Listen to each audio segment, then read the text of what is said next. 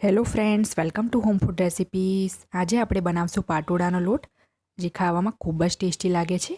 પાટોડાનો લોટ હાંડવા અને ઢોકળાના લોટમાંથી બને છે. જે રીતે આપણે ચોખાનું ખીચું બનાવીએ છીએ સેમ એવી જ રીતે એ પ્રિપેર થાય છે, બસ એનાથી થોડુંક અલગ હોય છે અને એનો ટેસ્ટ ખીચું કરતાં પણ વધારે સારો લાગે છે. તો ચલો એને બનાવવાનું શરૂ કરીએ.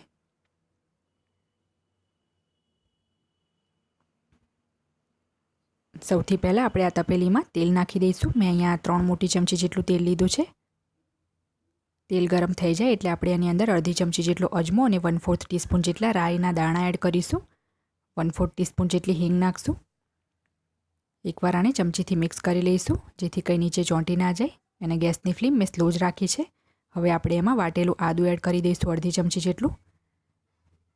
8 કળી જેટલી લસણને મેં વાટી લીધી છે, એ એડ કરી દઈશું. અને 4 નંગ લીલા નાના મરચાંને મેં વાટી લીધા છે, એ આપણે એડ કરી દઈશું. જો તમારા લીલા મરચાંની સાઇઝ મોટી હોય તો તમે 2 લઈ લો. અને આ થોડુંક તીખું જ વધારે સારું લાગે છે, તો આને અડધી મિનિટ સુધી સાંતળી લઈશું. અડધી મિનિટ પછી આપણે હવે આની અંદર 1/3 કપ જેટલું ખાટું દહીં એડ કરશું. ધ્યાન રાખવાનું છે, દહીં મોડું નથી લેવાનું, થોડું ખાટું લેશું તો ટેસ્ટ સારો આવશે. હવે સારી રીતે મિક્સ કરીને આપણે એમાં અડધી ચમચી જેટલું મીઠું નાખશું.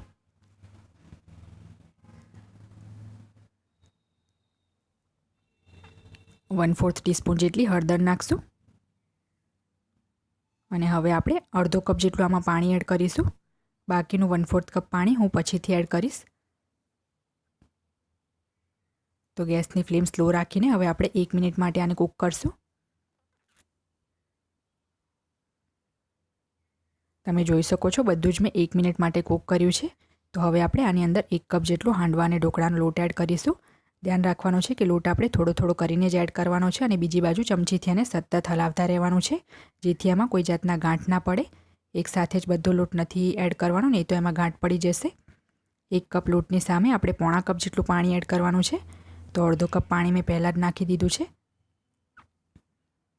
તો હવે આપણે એને સાણસી વડે પકડીને એક જ ડાયરેક્શનમાં સતત હલાવતા રહેવાનું છે, જેથી એમાં સહેજ પણ ગાંઠ ના પડે. અને હાંડવો ઢોકળાનો લોટ કેવી રીતે બનાવવો એની પણ મેં રેસીપી અપલોડ કરેલી છે, એની હું લિંક નીચે ડિસ્ક્રિપ્શન બોક્સમાં આપી દઈશ. તો તમે જોઈ શકો છો, આમાં સહેજ પણ ગાંઠ નથી પડી. તો હવે બાકીનું 1/4 કપ પાણી આપણે એમાં એડ કરી દઈશું. અને ફરીથી આપણે આને હવે એક જ ડાયરેક્શનમાં સતત હલાવતા રહેવાનું છે અને મિક્સ કરતા જશું.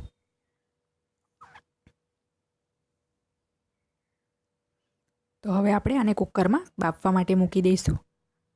અને જે તપેલી તમે લો એ થોડીક જાડી લેવાની છે, જેથી નીચે બળી ના જાય. પતલી તપેલી યુઝ ના કરો.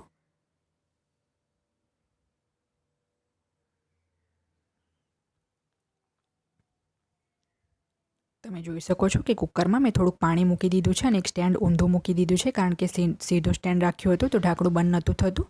તો હવે આ તપેલીની ઉપર આપણે એક પ્લેટ ઢાંકી દઈશું અને કુકરનું ઢાંકણું બંધ કરીને આપણે 2 સીટી મીડિયમ ફ્લેમ પર લગાવવાની છે.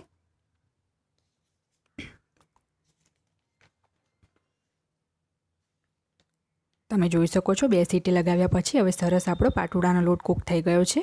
તો આને સર્વ કરી લઈશું. પાટોડાના લોટને મેં પ્લેટમાં કાઢી લીધો છે. હવે આપણે અડધી ચમચી જેટલું આના ઉપર સિંગ તેલ નાખશું, 1 ચમચી જેટલું. સિંગ તેલ સાથે જ આને ખાવામાં આવે છે. થોડાક આપણે ઝીણા સમારેલા લીલા ધાણા ઉપર એડ કરીશું.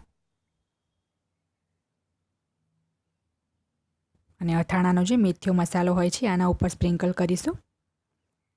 આ આપણો પાટોડાનો લોટ બનીને તૈયાર છે. તમને જ્યારે પણ ભૂખ લાગે તમે ત્યારે આને ક્વિક બનાવીને ખાઈ શકો છો, કારણ કે આ ખૂબ જ જલ્દી બની જાય છે.